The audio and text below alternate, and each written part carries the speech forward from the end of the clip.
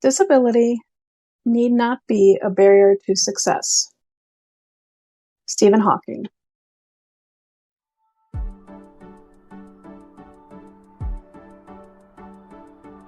I'm Julie.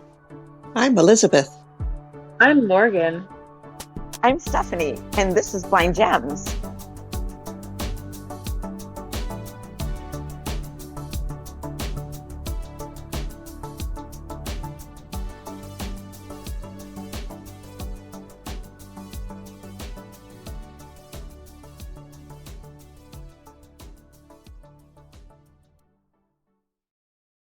Hi, everyone. Thanks for joining us.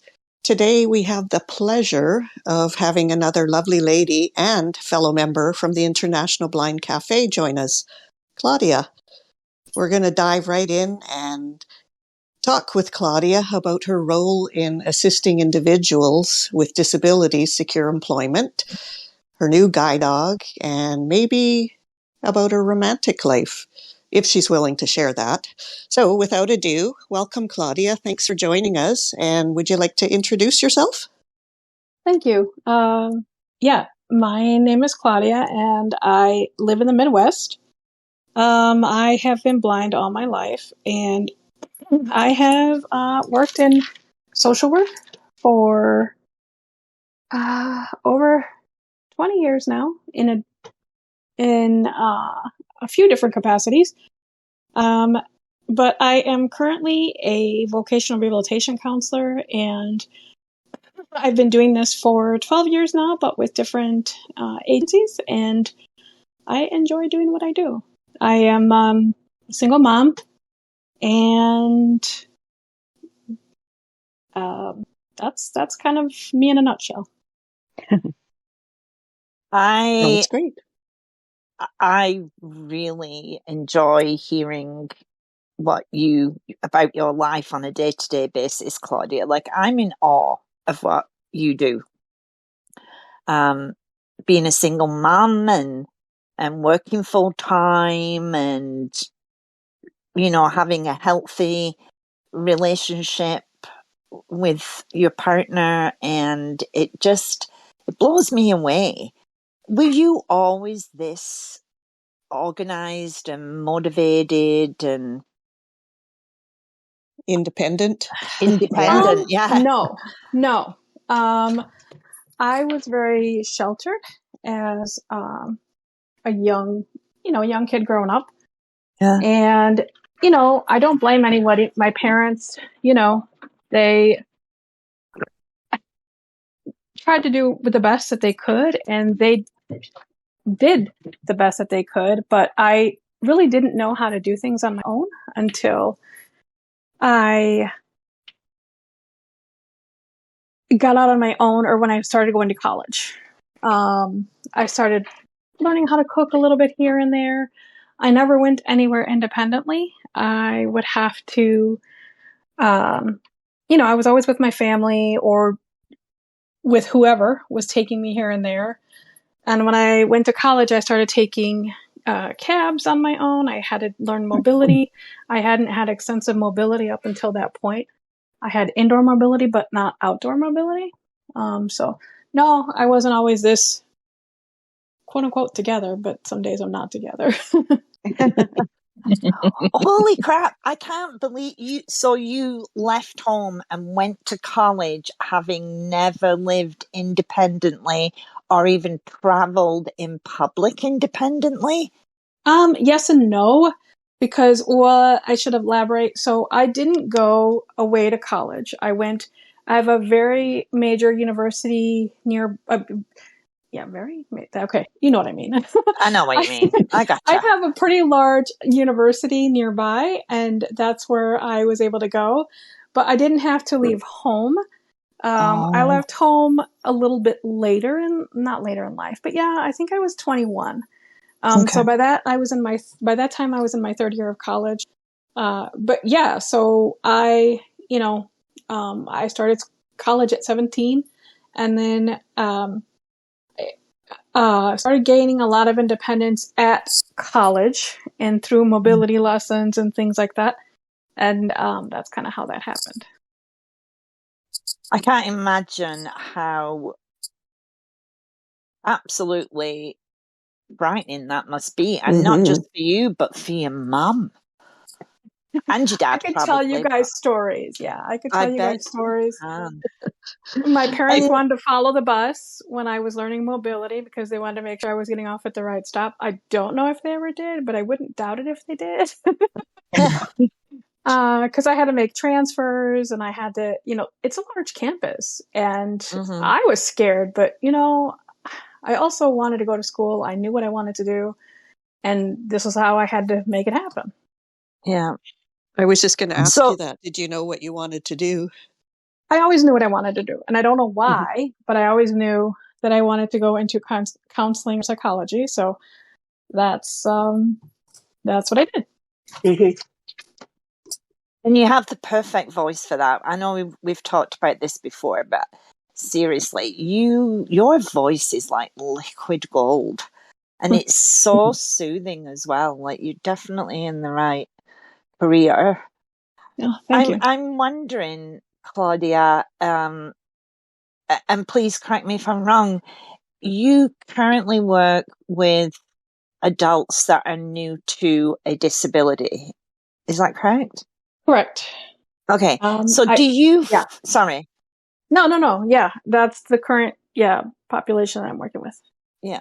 So do you find that you having a disability and walking the path, that the journey that they are now starting to walk, helps give them courage and faith in themselves that they can do this? Yes and no. Okay. I will say that it did on my previous job, but on this job, I will be transparent and say that I don't disclose that I have a disability, and there are very specific reasons. So I work with them via video conference and teleconference, right? Gotcha. But there are reasons why I don't disclose, and it's everybody's best interest. It's not that I'm trying to hide anything. Yeah. So they don't know. Okay.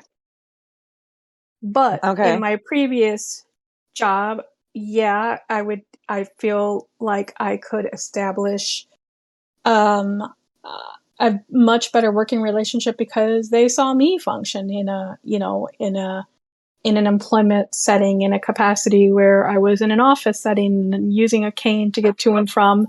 This was before I had I have a guide dog, and this was before I had him. So so they saw me functioning as somebody who's employed. And I think that gave them hope. That's awesome. Yeah. So my question for you, oh, sorry, Stephanie. No, that's okay. Go ahead.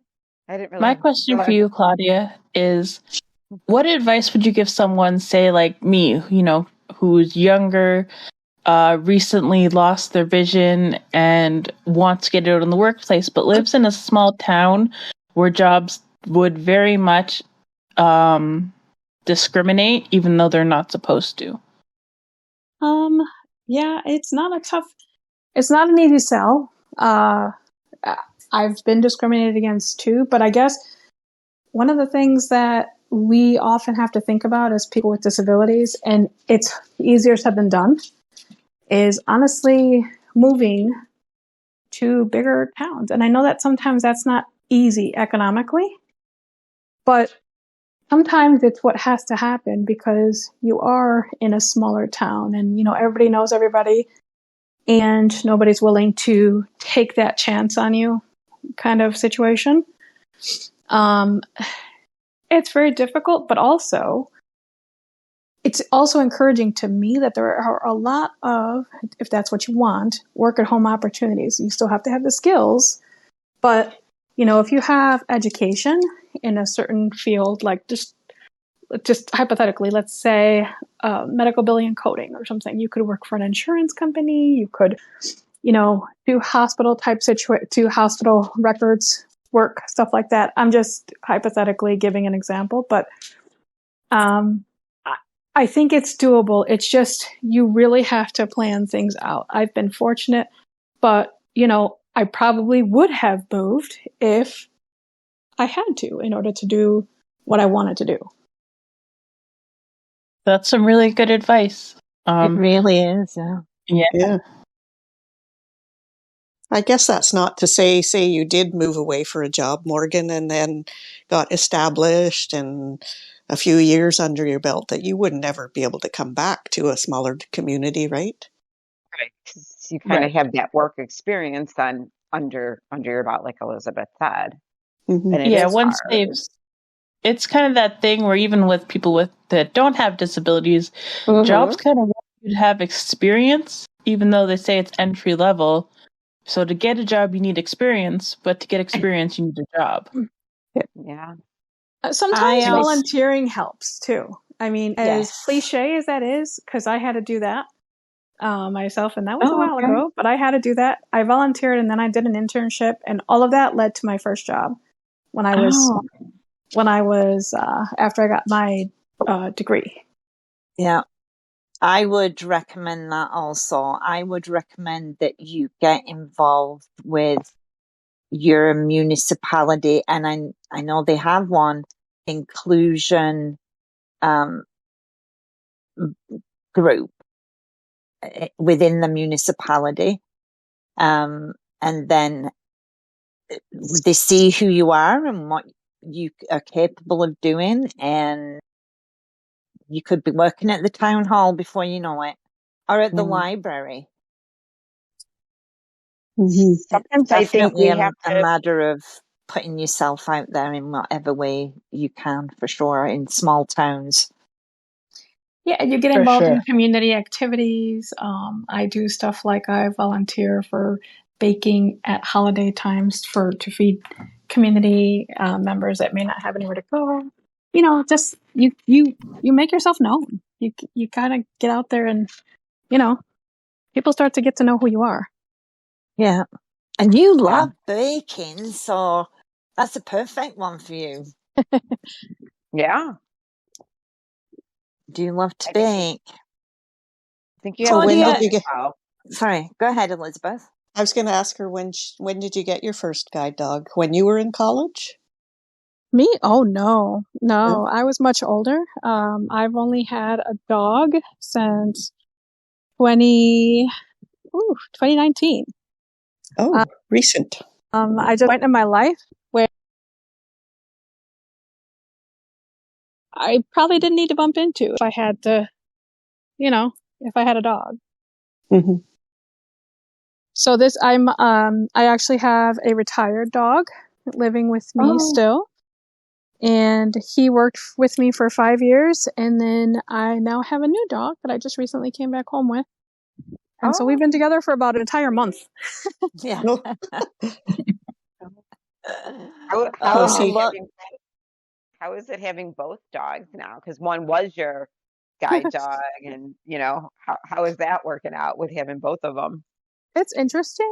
I thought not the old dog, but he's only Yes. 7. My first dog, I thought he would be like jealous and want to come with me. Once in a while, he will come to the door, but not, he's kind of over it. He's like, okay, I'll stay here. He's retired. He's like, He's go living ahead. his best life. He's running around the backyard really? right now, eating grass and probably eating stuff he shouldn't, but That's cute. That's cute. Claudia, I would really like to chat a little bit about being motherhood, and predominantly single motherhood as a woman with sight loss. How did you deal with that? deal with what? I'm sorry, I missed that. Being a single mum with sight loss. It wasn't easy. And I will credit a lot of people in the journey, because my son's older now. He's pretty independent. But I will say that it takes a village, right? Yeah. So when I left my relationship. I've been on my own for like 10 years now. I bought a house and moved us in here, and it was a lot because I was working full time. I was, so I couldn't be here to get my son after school. Yeah. So, family would come pick him up or whatever, because I wasn't ready to let him walk home by himself yet, even though he was about 9, 10. He could have, Yeah. But I was worried, and, and it was exhausting. It was exhausting. There were days when I'd come home, I'd still have to make dinner. I'd have to work with homework. I would have to do laundry. I would have to figure out, make lunches for myself or whatever. Some days I wasn't going to sleep till, midnight after, he's gone to bed at 8, 9 o'clock. And, Oh my God. but I have my can't even family to, imagine. thank Claudia, for a lot of that. how did you deal with like helping him with homework and like things like that? I mean, it's hard enough. I don't even understand half the new school stuff.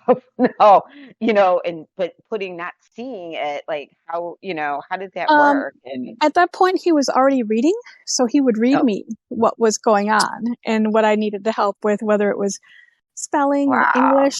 And you guys, I was kind of a hands-on for a while until I couldn't be, because I couldn't keep up. But when he got to Mhm. middle school, I would read what he read. We would talk about it. I would make up Oh, questions, like, I'm like, what are you reading right now? Because he didn't like to read at that time. And so I'm like, so I would make it a thing. I'm like, okay, so you're reading this book, I'm going to read it too. So then we can talk about it. And, Yeah. that's awesome. Yeah. Yeah, Amazing. that is amazing. That is. It's hard enough So, for sighted women to be single moms, let alone a blind woman. oh, I mean, that's so amazing. I'm I exhausted can't just even thinking about imagine. Yeah. it. Right. Yeah, that is so cool. So cool. I mean, there's a lot of seriously. us out here, and I don't really, I don't, There I'm sure probably are. I'm sure you guys have talked about this. I don't like the whole amazing thing. I think it's just what we do in order to get by, and we're just doing what everybody else is doing, Yeah. That's true, but still Yeah.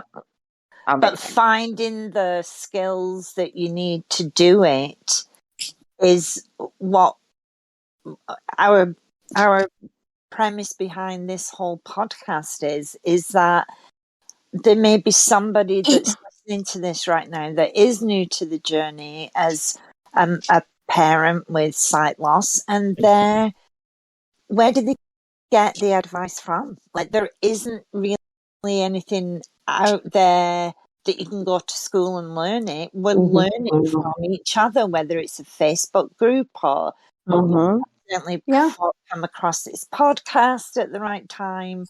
So it's Yeah. important that we do talk about, Yeah. with women like you that we view as absolutely fantastic, that because we know how hard it is to do that, or I do, as a single parent with sight. But everything you said made sense, like that your son was old enough to read and all the rest of it. However, I really want to get to the thing that interests us all the most. How do you date as a mature woman in this day and age when everything's online? I actually meet people. So my relationships have been people that I've met, men that I've met, Yeah. in my everyday life. And I didn't really do the online dating thing. I kind of tried it, but it was too daunting to me. Like this whole swipe left, swipe right, whatever. And I just thought it was, I didn't want to have somebody help me make a profile that I can't even see, or have to have help with putting information into it. I'm like, no. Yeah. But I do, and I go out with friends and stuff like that. And, when I was single, I'm not currently single, but when I was, I was, hoping that, I would meet somebody just by being out and about. Yeah. So Yeah. have you dated men with vision loss or mostly just sighted men? They've all been visually impaired. Right. They've all been visually impaired. And so I don't know the other side of the flip side. Mm-hmm. Okay, so I'm going to ask, since we can't see, and you can't say, I like blondes, I like brunette guys. What do you look for? What is your like, oh yeah, that attracted me? The voice, the humor, what do you look for? You got it, right? It's the voice, it's the level of intelligence, are you funny, are you witty, are you sarcastic, Right? Kind of thing. It's those things. Because I've been on both sides. When I was sighted, you're in a restaurant or a bar, you're like, oh, that guy's really cute. When I met my husband, I was basically losing he said that's why he won, because I can't really see him, but he's wonderful. But it was a different way of meeting somebody, you know what I mean? But I almost thought it was a deeper way, because your cuteness, he's gorgeous because his personality, and he's funny and he's witty, and I think I focused more obviously because I had to, so it's just so interesting to what sparks somebody's chemistry with another person. Mm-hmm. No, it Always is so interesting. I listen to guys when I'm out and about, and I very much, I'm part of my conversation, but I'm really good at picking out other conversations around me, and I listen to guys and the way they talk and just how they interact with other people or each other or other women, and I'm like, no, Yeah. no, Hell no. And then, Right. right, Like, and then other times I'm like, oh yeah, maybe. right? Yeah. Oh my God, you do what I do though. I'll be out and I'm listening to the table next to me too. My husband's like, you're eavesdropping. I'm like, I'm just sitting here. I can't help it if I can hear. Yeah. So I have a question, Claudia. My current guy that I'm talking to, like we're not in a relationship or anything, we're just talking. We are about the same distance apart that you and your partner are. So how do you handle that? Because you're in a relationship now, and I'm at the beginning stages of not quite long distance, but long distance kind of situationship. So if you want it to work, you have to. I've never been in this situation before. We live a few hours apart. I'll just say that, and he comes to visit me, I go to visit him, and it really depends on, we both work, it dependent on our work schedule, on when we can make the time, and usually it's kind of like a week here and a week there, but you also have to make time in between, because you don't see them physically on weekends or in the evenings, or that's a little bit of what I'm having a hard time with this time around, because this is new to me. But you find time to do stuff together, whether it's just talk on the phone and BS or whatever, and or read a book together, or just obviously talk about your day and what's going on and things like that. But you find time to do things with one another. Sometimes we're cooking at the same time, and it's like, what are you making? Oh, what are you making? Hey, how should I, what do you think I should do about, what should I put in this to make it different? I need something to spice things up, whatever. It's like communication and keeping it, open, and because it's hard for anybody, I would think, long distance relationships, but you've got to want it and put the effort in, just like with any relationship. But it is an extra obstacle, I'm sure. Yeah, and it's hard because we both work crazy hours sometimes. Yeah. I will say that because we all know your partner, and I will say that the first time that I heard you two say that you were going to spend Saturday evening reading, because you're reading the same book, and that touched me in a spot that is, that makes you really think about how wonderful that, because like I said before, your voice is like liquid gold. And let's face it, your partner, he can sound like Marvin Gaye. I mean, come on. And for him to be reading passages to you and you to be reading back to him, I think that is, even if you were in the same room, that is such a lovely thing to do. Yeah, that's pretty. I was super impressed with that. Sweet. That's so sweet. Yeah. It's like a So, rom-com. Claudia, thank you so much for joining us. I hope you come back soon, because we haven't even touched on the surface of what we could talk about with you. But thank you I'll so be back much. as long as you have me, no problem. Oh, yeah, for sure. So, Morgan, Yes, I have a blind gem for everybody. So my mom brought home some orange juice, and I asked, because I don't like pulp in it, I was like, is there pulp in this? She's like, Morgan, it says right there on the bottle, no pulp. And I was like, yes, I can clearly see that now. Thank you. It's just so funny how family members can forget in moments that you're blind, you know? Yeah. It could be a testament to the fact that she doesn't see you like that. Yes. See, that's something like that. Yeah. But it is hilarious when they It is. do. Yeah, it astounds me every time. But I do it as well. Yeah. I forget I'm blind, or Elizabeth's blind, or it's like, oh yeah, right, sorry, I forgot. Yeah, when you say, where's that? And they go, oh, over there. And you're like, okay, where's over there? You can find more from Blind Gems on YouTube, Spotify, and the internationalblindcafe.com website.